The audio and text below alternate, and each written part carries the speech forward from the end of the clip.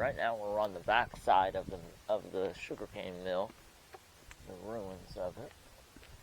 This is a sawmill, so it's got the boiler. So this is where the boiler would have been, right here. Be a large, long boiler and furnace filled the right half of the room. Steam from the boiler was piped through a long tube to an engine on the second floor of the building to the right here. It would have came along right here, right through here, came up, and the steam would come up through here. And Bulow, January 26th, 1831. I don't know if you guys can see that or not. There we go. There's of when it was built. And the engine operated a large gear that turned the rollers and crushed the cane inside of this boiler room. And then right here was where the sawmill was. 18 feet beyond this sign was run by the same steam engine as the sugar mill when sugar was not being made. So when sugar wasn't being made, it was run by a sawmill. Right in here. And also, as we press on through here, on this side, you can see down in the ground, there is a well. But for the exact use, we don't know what it was used for exactly. But here's the well that's down into the ground. Preserve personal provisions, feeding the plantation population. It was along the sugar cane. I also grew cotton, corn, and rice on the plantation, in addition to vegetables for my personal use. This was from Bulow. Livestock or game provided meat for my table. To preserve food, it cured our meats, kept food cool in spring houses, cool water from the spring to keep spring houses from spoiling, and then slaves on the plantations would not typically have access to a spring house to preserve their food. In addition to staples I provided, such as cornmeal, they ate vegetables from the garden. Small game were able to hunt and kill or fish they caught. This was the spring house. The artist's rendition of the Bulow spring house. In addition to food we grew or hunted for East Florida plantation, owners also traded with the Seminole Indians for cattle and hogs. In return, we gave them blankets, fabric, and beads, as well as black powder and lead for their guns.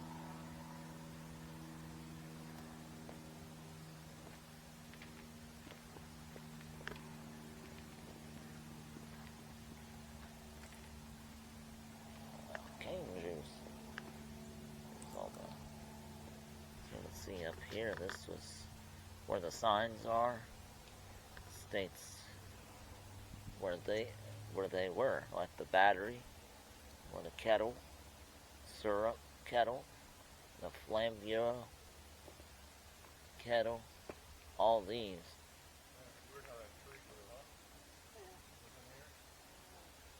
Were part of the plantation in the sugarcane mill. And right here, cane was placed on a conveyor belt starting here. The conveyor, about 3 feet wide, lifted it into the roller crushers on the second floor. The juice ran into settling vats. The crushed cane, called the baguette, came out the opposite of this building and was hauled away in carts.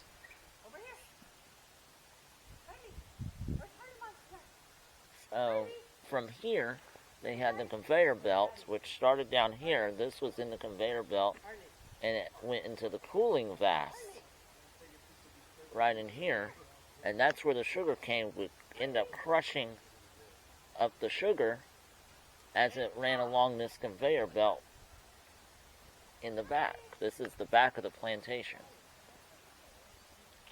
And then as it was crushed, it would go into smaller chunks. And that's what created the small little sugar pellets.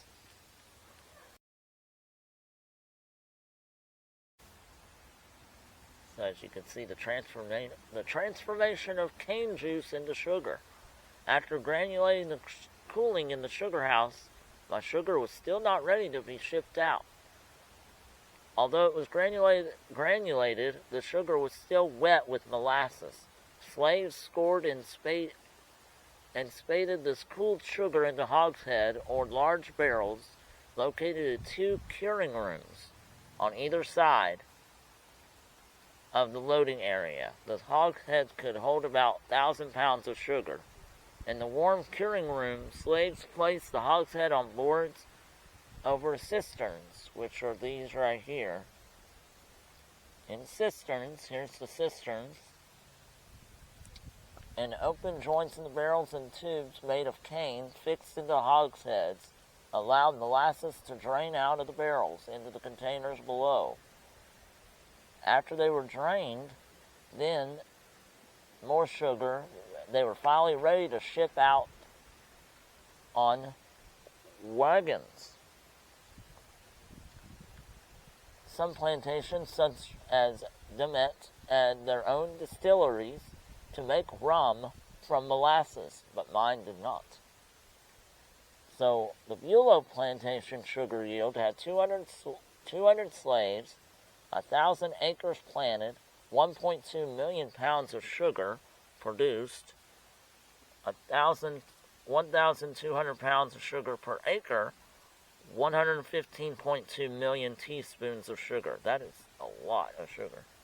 But not as much as today, where they had 17,000 employees, 187,000 acres planted, 299.2 million pounds of sugar produced, 1,600 pounds of sugar per acre, 28.7 billion teaspoons of sugar per year.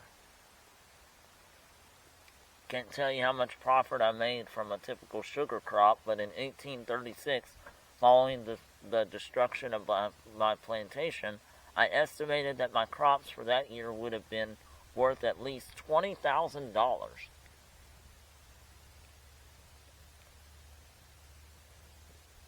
And so it went on into the sugar making process, and this is right here, this was where they would ship out in barrels the sugar cane.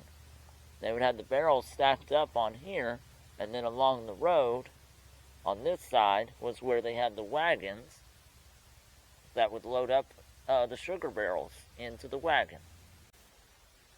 Said the last step beyond the plantation, from field to the market. Last step in producing sugar on the plantation invoked getting ready to ship north to market.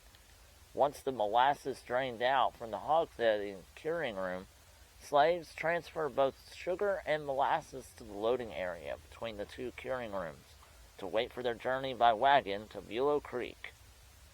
Walk back toward the plantation house. You may notice some spaces carved out in the creek. Bank to your right as you look out over Bulow Creek. These boat slips held the flats and eventually carried the sugar and molasses down the creek to the Halifax River on the Mosquito Inlet, now Ponce de Leon Inlet, where workers load them onto boats bound for Jacksonville, St. Augustine, and Savannah. As they were stored on the floor above this room, through the opening onto wagons below. The wagons left through the archways and hauled the sugar to the landing shipment by boat to Jacksonville, St. Augustine, and Savannah. So right here is where they would have the loading process.